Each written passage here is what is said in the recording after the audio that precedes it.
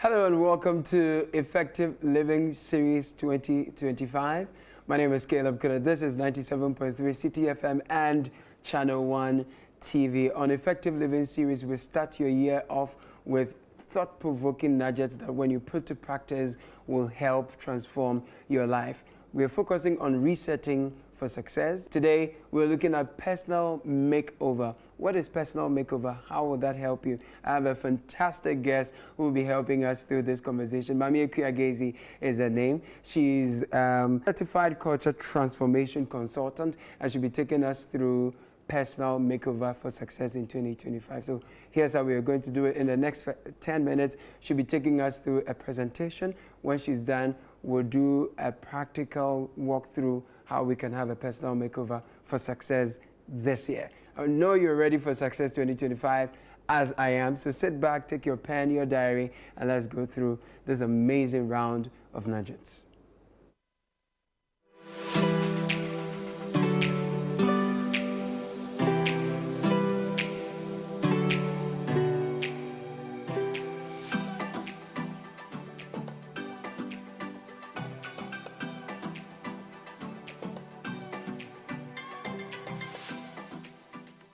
Thank you, Caleb, and good morning to you listeners and viewers, and a happy new year.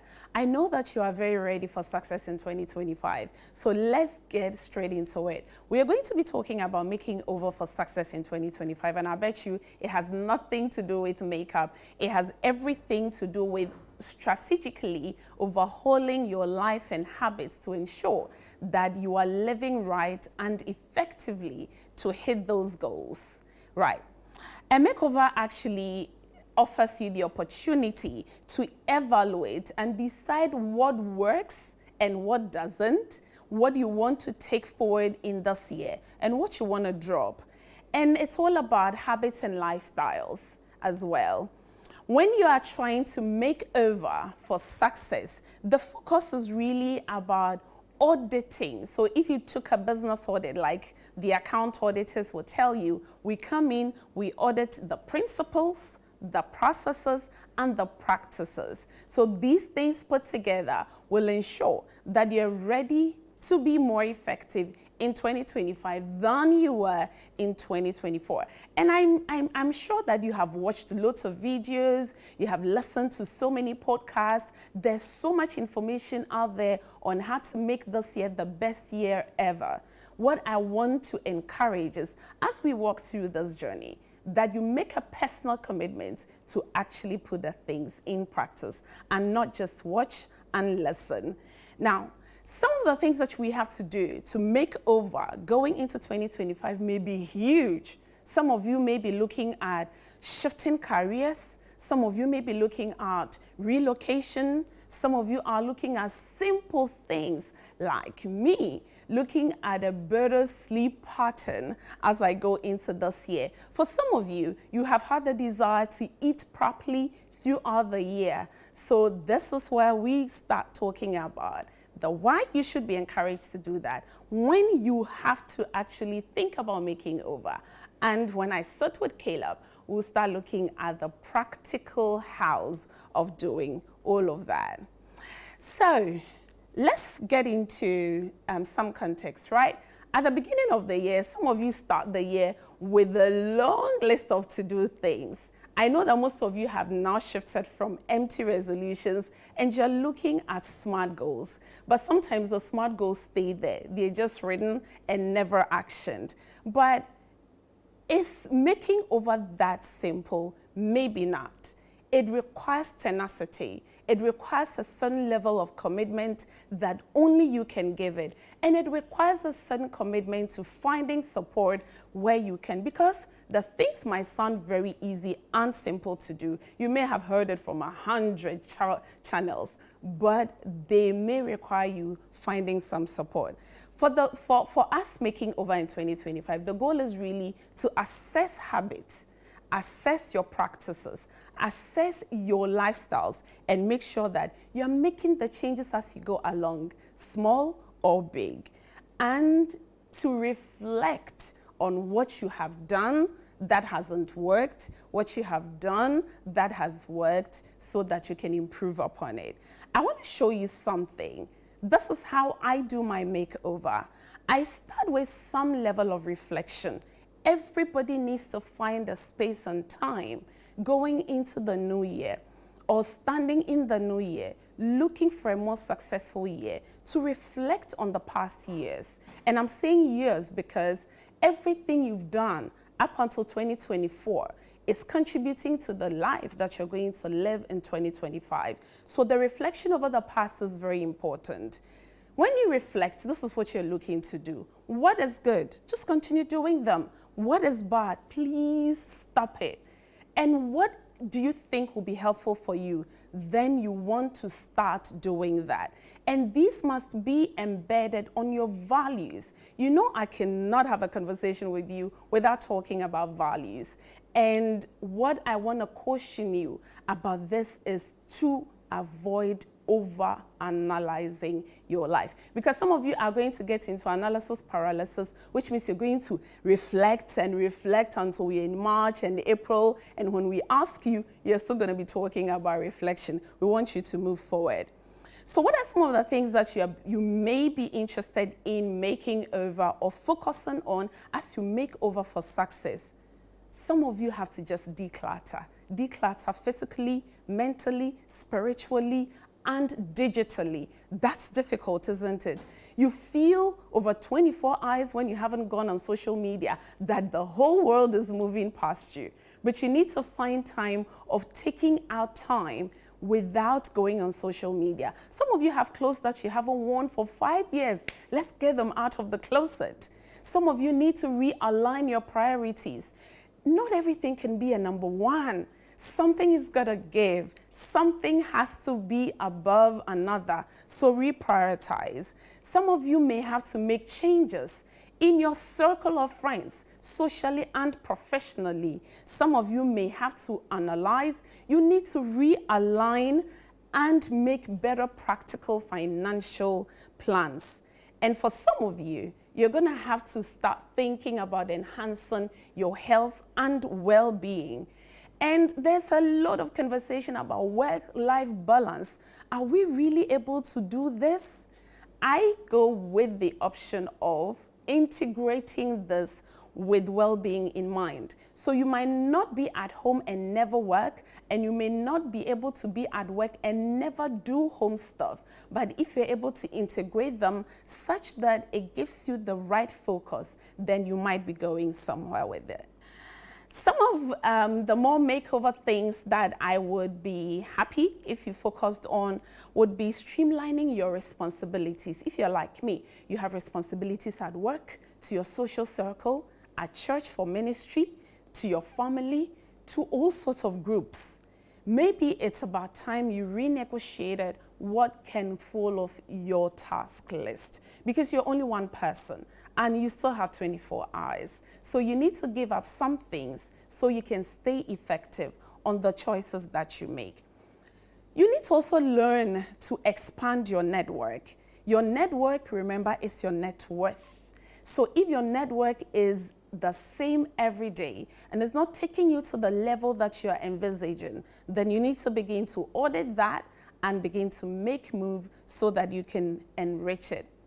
Take a stance on bad habits. What are the bad habits? For me, it's about sneaking to work when I'm supposed to sleep. I don't know about yours. You might be binge eating. You might be binge drinking. You might be binge watching. Whatever that bad habit is, I am hoping that by the time we get to the end of this conversation, you would have found the how to be able to come of it. And seek and cultivate accountability partnerships. What is that, Maame? What that simply means is that you're going to have people in your life that you answer to. Yes, they don't pay you. They may not be your employers, but you have to have people that can question you, challenge your thoughts, and push you from your comfort zone and begin to hold you accountable to the promises you're making in January when we get to July to ensure that you're living effectively and well. Remember, you don't have to reset everything in your life because that will be quite a lot. You're thinking, Mommy, this list is long. I'm not asking you to do everything. I cannot do everything at the same time. You take a step at a time. And as you walk through and you're able to master one thing, then you can add on. Be mindful. The long list doesn't help. One go at a time. And that is when we look for progress rather than perfection. And you're wondering, but Mommy, I'm living okay. Why must I make over? Life is never a constant, people. Life is changing. Workplace issues are coming up. We have an ever-growing, rapid modern life that is making demands on everyone, and that's why you need to make up. Look, maybe your routines at work is not working, so you need to begin to relook at your habits. And you're already beginning to have and feel the effects of bad habits, but you're not too sure how to attend to them. That must be a reason for you to make over. And most of all, being aware and prioritizing and staying effective at the few things that you choose to do this year may just be how you can be effective in 2025. Thank you.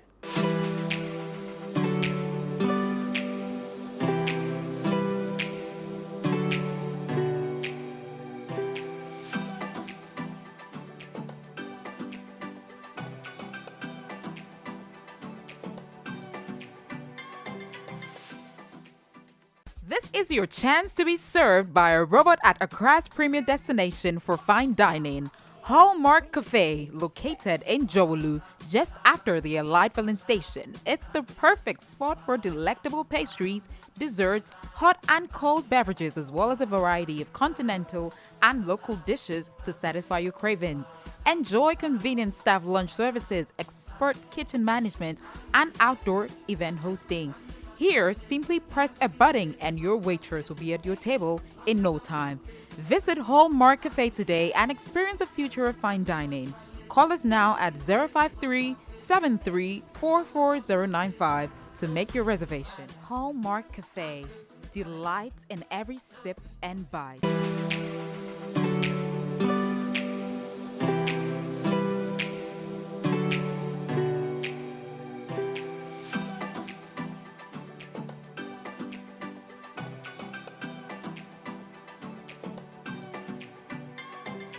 That was a very loaded presentation, and I must confess I am guilty in a number of places. I find it difficult to detach and declutter, and also, like you, I have some old shoes that I've not given out. I still have them. I need to clear my wardrobe and a number of things. So, Maame, I'm going to ask you how we can make over, and then when should it be obvious to us that we need to be making some makeovers. But on the decluttering point, how it's not that easy to do. No, it's not. It's not. It's not because we are human beings are emotional as well, and for that reason we get attached to things, and you'll be surprised. My take on that is, when you have things that you are keeping for keepsakes intentionally, you want to show it to your children. Right.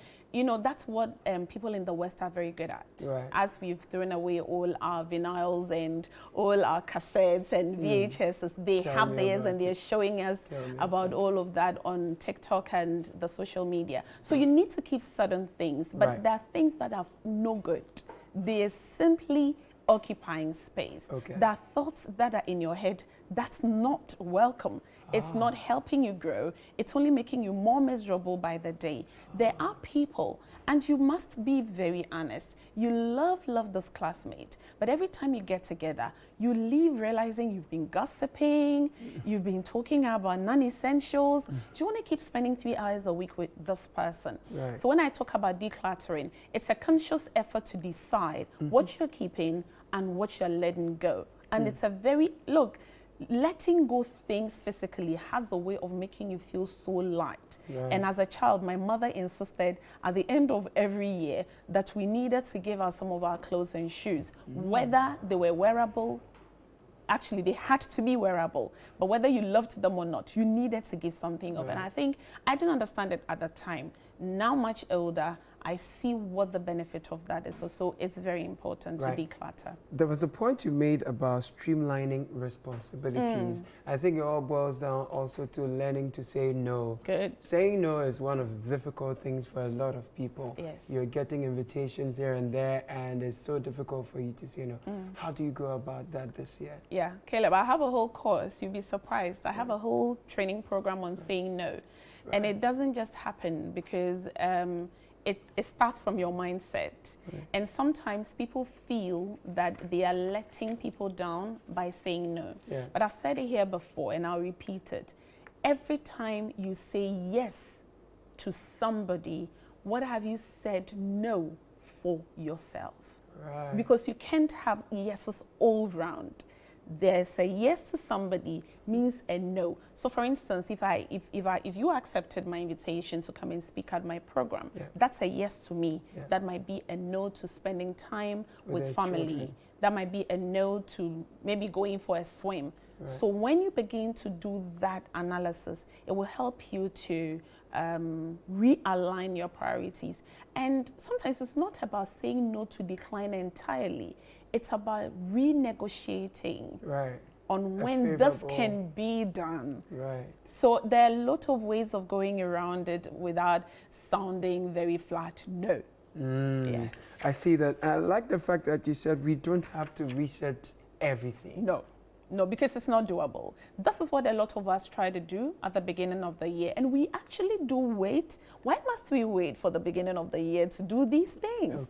They have to be ongoing. So looking at your life, you get to a place, it is April, it is June, it is September. You figure that you need to change a few habits. You need to do things differently. You are allowed. Please don't wait till January.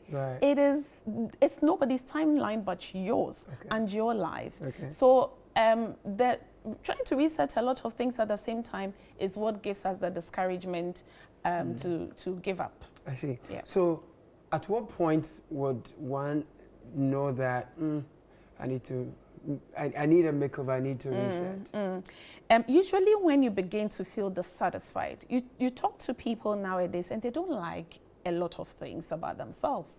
They don't like their jobs. They don't like their marriages. They don't like where they worship. They don't like their pastors. They don't like their friends. But they don't like everything from the government to the people we work with and live with. You know, but they're there and not making any move. Those things will not move until you shift. So when you begin to feel constantly dissatisfied with so many things, it's time for you to sit and begin the process of making over. Wow. Yeah. When there are major life changes, say there's a loss due to death, there's natural disaster, you need to sit and recalibrate and make over. Sometimes you feel quite overwhelmed, like you're running from one thing to the other. So when you begin to have an overwhelming routine, it's like never stopping. You don't have a breather. You are simply going and never stopping. You need to begin to have a makeover because then it means that you're probably losing control of your life. Some people I talk about, Maame, I feel like nothing is moving. I feel very stagnated. I feel like I'm not growing. I mean, I've been at this forever. It's been 8 years since I got into this role. I don't see any changes. What do I do? When you begin to feel stagnant, it is time for you to begin to think about your makeover. And when your health and well-being begin to be concerning, and that's if you're going to the hospital to do your checks, you know, when you begin to feel that you're not sleeping very well, you're having a lot of health issues, you feel in your body physically that you're not healthy, you need to begin to relook at what you do. When you begin to feel that you are moving so far away from your personal principles, so the values you were brought up with, the values that your faith teaches you, the values and passions that you never would have compromised, but in recent times, you're just looking over them and just flipping them over and not minding. You need to begin to take a hold of yourself and make over. When external pressures begin to get to you, you know, social media, keeping up with the Joneses, making sure that you're seen, doing things. They call it neck pressing. Oh, Jesus Christ. Pressing your neck. I don't know how people do it, but it means that you need to begin to think about. And Caleb, these things I'm talking about won't just come to you unless you sit with people or somebody who is trained to support you. Right. And that's what we take for granted in this part of the world. You may see the signs, but you may be completely lost on how. Right. Yeah. So when we fail to recognize the need for reset and we fail to reach out for help, what could be the dangers? Oh, you are headed for doom. I'm sorry. But for some people, they break down. It could start with burnout. Some people feel burned out, and it's a major health risk. If you were online last year when we celebrated the Mental Health Week, you read the stories, some very horrifying things happening to all ages of people. It doesn't know age. No, you don't have to hit 70 before you begin to be concerned about your mental health. Young people, middle-aged people. So it can affect your mental health. It can affect your physical well-being. People have had to crumble down to paralysis because they just kept going. And the brain is unable to keep up with what you are subjecting your body to. And sometimes it's just psychological. You know, people get very exhausted and tune out. So instead of taking measures to do things in moderation, they wait till they get to a point where they have to shut down completely. So this is what the result of not recognizing the when and taking measures to makeover can do to you. So if people want to reach out for help, where should they go? Who should they be talking to? For different categories of people, they may have trust issues, but coaches are very good. Right. We don't invest a lot in that relationship or those relationships here, but they're very good in letting you be able to assess where you are and have conversations, and we partner your growth. Coaches are not meant to come and give you solutions, but we can partner you in doing what you want to do in the right ways. Right. So coaches are good. Some people talk to their pastors. That's if a pastor is trained to have these conversations, then that can be. Some people actually just let off with friends. And sometimes, in some instances, that's all you need.